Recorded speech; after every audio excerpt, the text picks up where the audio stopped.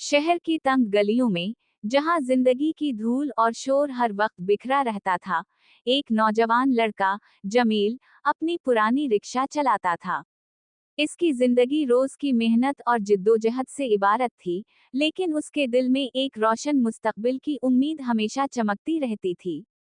एक रात, जमील मामूल से ज्यादा देर तक काम करता रहा ताकि अपनी बीमार मां के लिए कुछ इजाफी पैसे जुमा कर सके। जब वो घर की तरफ रवाना हुआ तो आसमान पर काले बादल छा गए और देखते ही देखते मूसलाधार बारिश शुरू हो गई। सड़कें सुनसान हो गईं और जमील को अपनी रिक्शा चलाने में दुश्वारी पेश आ रही थी। बारिश से बचने के लिए जमील ने एक तरफ एक पुराने और खस्ता हाल मकान के सामने अपनी रिक्शा रोकी। ये मकान शहर के एक निस्बतन वीरान इलाके में वाक़ था और बरसों से बंद पड़ा था। इसकी शिकस्ता दीवारें और जंग आलूद दरवाजा एक उदास कहानी बयान कर रहे थे। जमील ने सोचा कि बारिश रुकने तक वो उसी मकान के बरामदे में पनाह ले ले। इसने रिक्शा बरामदे के एक कोने में खड़ी की और खुद एक सूखे हिस्से में बैठ गया। सर्दी और गीली हवा से बचने के लिए उसने अपने पुराने कंबल को ओढ़ लिया। रात गहरी होती गई और बारिश की शिद्दत में कमी नहीं आई।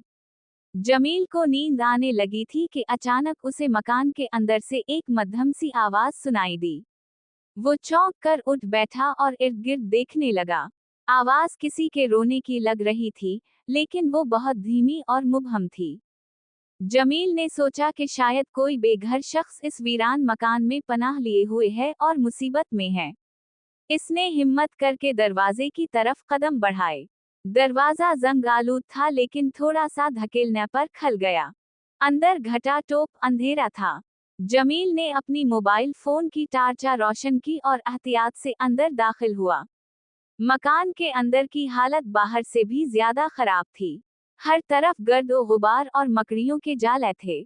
जमील आहिस्ता आहिस्ता एक कमरे से दूसरे कमरे में घूमने लगा। रोने की आवाज अब भी आ रही थी, लेकिन वो ये अंदाजा नहीं लगा पा रहा था कि वो कहां से आ रही है। आखिरकार वो एक ऐसे कमरे में पहुंचा जहां से आवाज वाज़ेह तौर पर सुनाई दे रही थी। कमरे के एक कोने में उसने एक लड़की को देखा। वो फर्श पर बैठी हुई थी और अपने घुटनों में सर छुपाए जार वाओ कतार रो रही थी। जमील हैरान रह गया। ये लड़की कौन थी और इस वीरान मकान में अकेली क्या कर रही थी? इसने आहिस्ता से लड़की के करीब जाकर पूछा, बहन, क्या हवा? तुम कौन हो और यहाँ क्या कर रही हो? लड़की ने खौफजदा होकर अपना सर उठाया। इसके चेहरे पर आंसू थे और इसकी आंखें सोजी हुई थीं। वो बहुत खूबसूरत थी, लेकिन इसके चेहरे पर एक गहरी उदासी छाई हुई थी। मैं यहाँ कैद हूँ, लड़की ने लरजती हुई आवाज में जवाब दिया। मुझे नहीं मालूम कि मैं यहाँ कब से हूँ। जमील को इसकी बात सुनकर बहुत अफसोस हुआ। इसने कभी सोचा भी नहीं था कि इस वीरान मकान में कोई कैद हो सकता है। उसने लड़की से उसका नाम पूछा तो उसने अपना नाम जादी बताया। जादी ने जमील को बताया कि उसे एक नामालूम शख्स ने यहाँ कैद कर रखा है और वो कई दिनों से मदद के लिए पुकार रही थी, लेकिन इसकी आवाज किसी तक नहीं पहुंची। जमील का दिल जादी की हालत पर तड़प उठा। वो एक गरीब रिक्शा चलाने वाला जरूर था, लेकिन उसके दिल में दूसरों के लिए रहम और मदद का जज्बा कोट कोट कर भरा हुआ था। इसने जादी से वादा किया कि वो हर मुमकिन तरीके से उसकी मदद करेगा। जादी की दर्दनाक कहानी सुनने के बाद जमील का दिल गुस्से और हमदर्दी से भर गया। इसने इस जालिम शख्स को पकड़ने और जादी को आज़ाद कराने का पुख्ता इरादा कर लिया। लेकिन वो जानता था कि ये काम इतना आसान नहीं होगा। वो एक आम रिक्शा चलाने वाला था और इसके पास कोई खास ताकत या वसीला नहीं था। घबराओ मत, जादी, जमील ने इसका हौसला बढ़ाते हुए कहा। मैं तुम्हें यहाँ से जरूर निकालूंगा। जादी ने उम्मीद भरी नजरों से जमील की तरफ देखा। इसकी आंखों में एक बार फिर रोशनी लौट आई थी। जमील ने जादी से उस शख्स के बारे में मजीद मालूमात हासिल करने की कोशिश की जिसने इसे कैद कर रखा था। जादी ने बताया कि इसने उस शख्स का चेहरा कभी वाज़ेह तौर पर नहीं देखा था क्योंकि वो हमेशा नकाब पहने रहता था। लेकिन ज़ादी को ये ज़रूर याद था कि इस शख्स के हाथों में एक अजीब सी अंगूठी थी जिसमें एक चमकदार नीला पत्थर लगा हुआ था। अगली सुबह जमील ने ज़ादी को उसी वीरान मकान में छोड़ा और मदद की तलाश में शहर की तरफ रवाना हुआ। उसने अपने चंद दोस्तों को ज़ादी के बारे में बताया और उनसे मदद की दरखास्त की। लेकिन सबने इस वीरान मकान और नामालूम कैदी की कहानी को अफसानवी समझकर टाल दिया। मायूस होकर जमील एक मकामी मस्जिद के इमाम साहब के पास गया और इन्हें ज़ादी की मुसीबत के बारे में बताया। इमाम साहब एक नेक और समझदार शख्स थे। इन्होंने जमील की बात गौर से सुनी और उसे तसल्ली दी। इन्होंने जमील को एक बुजुर्ग के बारे में बताया जो जादू और मावराई चीजों का इल्म रखते थे। जमील फौरन इस बुजुर्ग की तलाश में निकल पड़ा। कई घंटों की तलाश के बाद वो एक पुराने घर में इन बुजुर्ग से मिला। बुजुर्ग एक नूरानी चेहरे वाले ज़ईफ शख्स थे जिनकी आंखों में एक अजीब सी चमक थी। जमील ने बुजुर्ग को ज़ादी की कैद और उस शख्स की अंगूठी के बारे में सब कुछ बताया। बुजुर्ग ने जमील की बात सुनकर गहरी सांस ली और कहा, ए नौजवान, जिस शख्स के बारे में तुम बात कर रहे हो वो एक शरीर जादूगर है।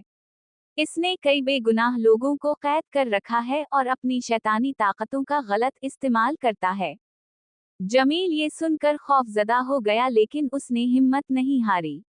इसने बुजुर्ग से मदद की दरखास्त की कि वो ज़ादी को इस जादूगर के चुंगल से कैसे बचा सकता है। बुजुर्ग ने जमील को एक खास तावीज़ और कुछ मुकद्दस मंत्र दिए।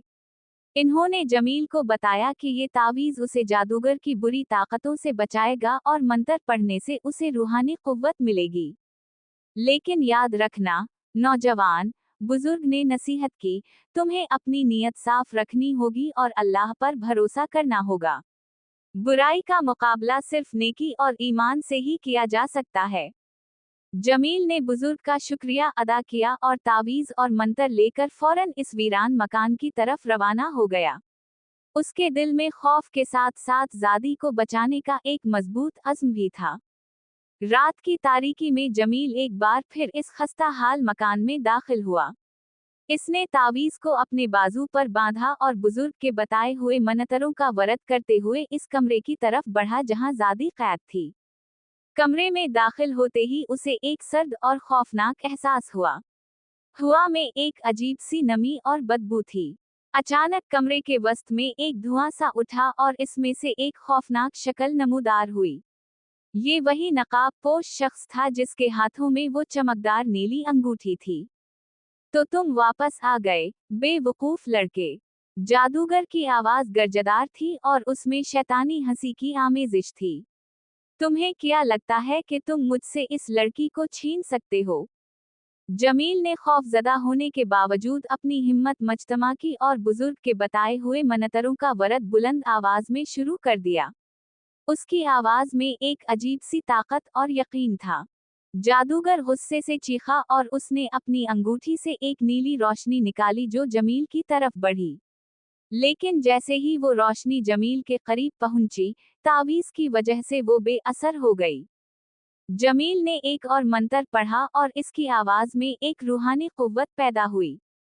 कमरे में एक नूरानी रोशनी फैल गई जिससे जादूगर की शैतानी शक्ल कमजोर पड़ने लगी। जादूगर गुस्से से तिलमिलाया और उसने अपने हाथों से काला धुआं निकाला जो जमील की तरफ बढ़ा। लेकिन जमील ने मुसलसल मंत्र पढ़ते हुए इस धुएं को भी बेअसर कर दिया। आखिरकार जादूगर अपनी शिकस्त महसूस करते हुए एक जोरदार चीख मारी और धुएं में तहलील हो गया। कमरा एक बार फिर खामोश हो गया, लेकिन उस बार इस खामोशी में सुकून था। जमील ने ज़ादी की तरफ देखा। वो खौफजदा लेकिन हैरान थी। जमील ने आगे बढ़कर इसके बंधन खोल दिए। तुम आज़ाद हो, ज़ादी, जमील ने मुस्कुराकर कहा। ज़ादी की आंखों में आंसू आ गए, लेकिन इस बार ये आंसू खुशी के थे। इसने जमील का शुक्रिया अदा किया जिसने अपनी जान खतरे में डालकर उसकी मदद की थी। ज़ादी की आंखों में आंसू थे, लेकिन जब जमील ने उसे आज़ाद किया तो इसकी नज़रें बदल गईं। इसकी उदासी की जगह एक पुरस्कार चमक ने ले ली। इसने जमील का शुक्रिया अदा किया, लेकिन उसकी आवाज में वो आजज़ी नहीं थी जो पहले थी। तुमने मेरी मदद की, ए फानी, जादी ने कहा, इसकी आवाज में एक गैर मामूली गहराई थी। अब मैं तुम्हारा एहसान कैसे चुका सकती हूँ? जमील इसके लहजे की तब्दीली से हैरान रह गया। तुम ठीक हो, जादी? इसने पूछा। जादी ने एक पुरस्कार मुस्कुराहट के साथ जवाब दिया, मैं हमेशा से ठीक थी। तुमने बस मेरी कैद खत्म की। उसी लम्हे जादी के इर्द गिर्द एक मध्यम सा नूर फैलने लगा। इसकी शक्ल बदलने लगी, इसकी आंखें चमकने लगीं और इसके वजूद में एक गैर मामूली ताकत महसूस होने लगी। जमील खौफजदा होकर पीछे हट गया। तुम क्या हो? इसने हकलाते हुए पूछा। जादी ने अपनी असली शक्ल में वापस आते हुए जवाब दिया, मैं जादी हूँ और मैं जिन्नों की दुनिया से हूँ। इस जादूगर ने मुझे धोखे से यहाँ कैद कर लिया था ताकि मेरी ताकतों का गलत इस्तेमाल कर सके। जमील को यकीन नहीं आ रहा था कि वो क्या सुन रहा है। एक खूबसूरत लड़की, एक जनआजादी। ये सब कुछ उसकी आम जिंदगी से बहुत दूर था। लेकिन क्यों? वो तुम्हें कैद क्यों करना चाहता था? जमील ने पूछा। जादी ने अफसुर्दगी से जवाब दिया, हमारी दुनिया में कुछ ऐसे ताकत के भूखे जिन होते हैं जो फानी दुनिया पर हुकूमत करना चाहते हैं। वो मेरी ताकतों को इस्तेमाल करके अपनी मुराद हासिल करना चाहता था। जमील को अब सब कुछ समझ में आ रहा था। वो जादूगर एक शैतानी ताकत का हामिल था और जादी की मदद से अपनी बुराई को फैलाना चाहता था। और तुम यहाँ इतने दिनों से कैद थीं। किसी ने तुम्हारी मदद क्यों नहीं की? जमील ने पूछा। जादी ने जवाब दिया, हमारी दुनिया के कवानीन मुख्तलिफ हैं। जब तक कोई फानी हमारी मदद के लिए ना आए, हम अपनी कैद खत्म नहीं कर सकते। तुम, ए जमील, मेरी मदद करने के लिए भेजे गए थे। जमील को ये सुनकर और भी हैरानी हुई। क्या वो वाकई किसी खास मकसद के लिए यहाँ आया था? क्या इस रात का बारिश में इस वीरान मकान में पनाह लेना महज एक इत्तेफाक नहीं था? तो अब क्या होगा? जमील ने पूछा। जादी ने कहा, अब मुझे अपनी दुनिया में वापस जाना होगा। लेकिन मैं तुम्हारा एहसान कभी नहीं भूलूंगी। तुमने मेरी जान बचाई है। उसी लम्हे जादी ने अपना हाथ जमील की तरफ बढ़ाया। इसके हाथ में एक चमकदार पत्थर था। ये लो, जादी ने कहा। ये तुम्हें हर मुसीबत से बचाएगा और जब भी तुम्हें मेरी जरूरत होगी, उसे याद करना। मैं तुम्हारी मदद के लिए हाजिर हो जाऊंगी। जमील ने वो पत्थर ले लिया। वो गर्म और ताकतवर महसूस हो रहा था। शुक्रिया, जादी, जमील ने कहा। मैं तुम्हें कभी नहीं भुलाऊंगा। जादी ने एक आखिरी बार जमील की तरफ देखा, इसकी आंखों में तशक्कुर और अलविदाई पैगाम था। फिर वो एक नूरानी रोशनी में घिरी और देखते ही देखते गायब हो गई। जमील इस वीरान कमरे में अकेला खड़ा रह गया। इसके हाथ में वो चमकदार पत्थर था जो उसे एक जनआजादी ने दिया था। इसकी जिंदगी हमेशा के लिए बदल चुकी थी। एक गरीब रिक्शा चलाने वाले ने एक जनआजादी की मदद की थी और बदले में उसे एक ऐसी ताकत मिली थी जिसका उसने कभी तसव्वुर भी नहीं किया था। जादी के गायब होने के बाद जमील कुछ देर वहीं खड़ा रहा, इसके हाथ में वो चमकदार पत्थर था। इसका जहन अभी तक इस गैर मामूली इंकिशाफ से सुन था। एक जनआजादी। ये सब कुछ किसी ख्याली कहानी जैसा लग रहा था, लेकिन इसके हाथ में मौजूद गर्म पत्थर इसकी हकीकत की गवाही दे रहा था। सुबह की रोशनी फैलने लगी तो जमील इस वीरान मकान से बाहर निकला। बारिश थम चुकी थी और आसमान साफ हो रहा था। वो अपने रिक्शे की तरफ बढ़ा, इसके कदमों में एक नया अज़्म था। अब इसकी जिंदगी महज रोजी कमाने तक महदूद नहीं रही थी। उसने एक ऐसी दुनिया में कदम रख दिया था जो आम इंसानों की नजरों से ओझल थी। शहर वापस आकर जमील ने सबसे पहले अपनी बीमार मां की देखभाल की। इसने जादी के दिए हुए पत्थर के बारे में किसी को नहीं बताया।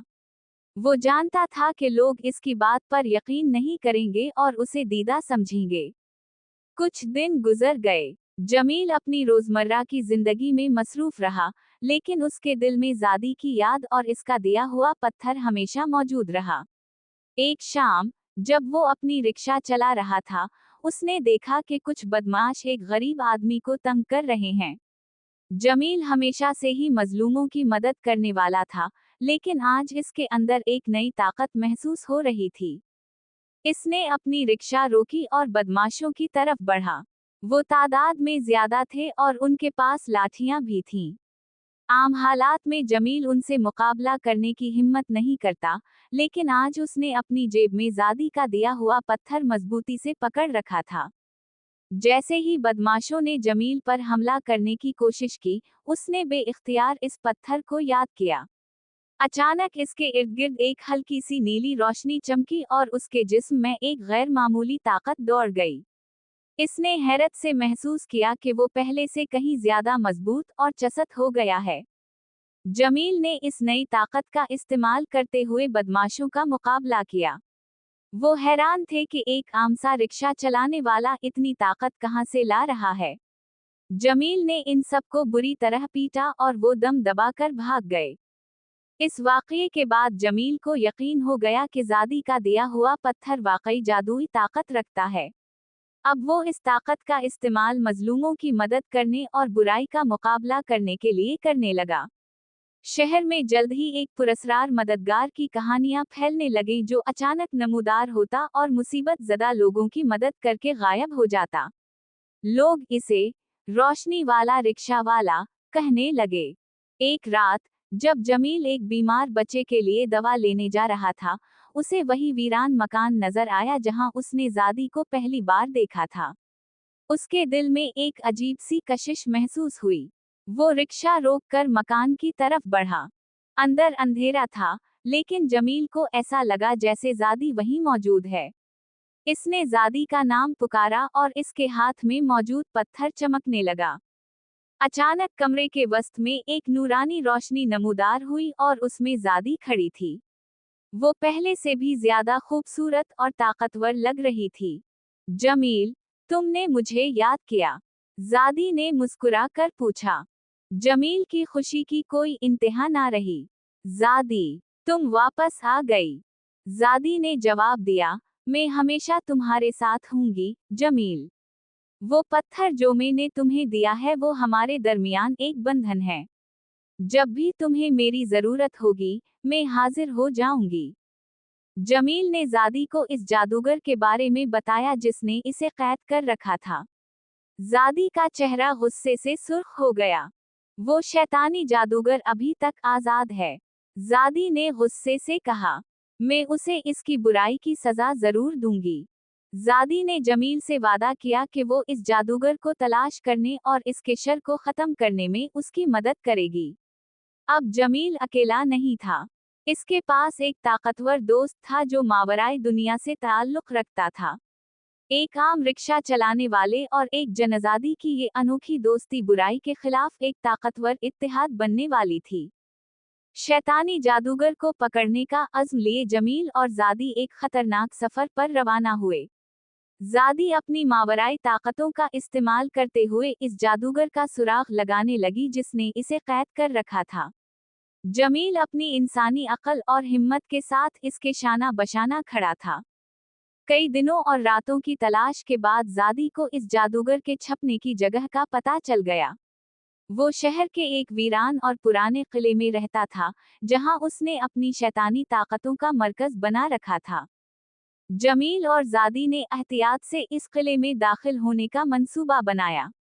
जादी ने अपनी पोशीदगी की ताकत का इस्तेमाल करते हुए इन्हें किले के मुहाफिजों की नजरों से बचाया। किले के अंदर एक खौफनाक और तारीक माहौल था। अजीब वाव गरीब कस्म की बदबू और शैतानी सरगोशियां हुआ में घली हुई थीं। आखिरकार वो इस कमरे तक पहुंच गए जहां जादूगर अपनी शैतानी रसूमात अंजाम देता था। कमरे के वस्त में एक बड़ा सा काला जादू का दायरा बना हुआ था और इर्द गिर्द अजीब वाव गरीब कस्म की हड्डियां और तलिस्माती अशिया रखी हुई थीं। जादूगर एक बड़े से सियाह किताब में मंतर पढ़ने में मसरूफ था। उसके हाथों में वही नीली अंगूठी चमक रही थी। जादी ने जमील को इशारा किया कि वो तैयार रहे। जैसे ही जादूगर ने अपना मंतर खत्म किया, जादी ने अपनी असली शक्ल इख्तियार कर ली। इसकी नूरानी ताकत से पूरा कमरा रोशन हो गया।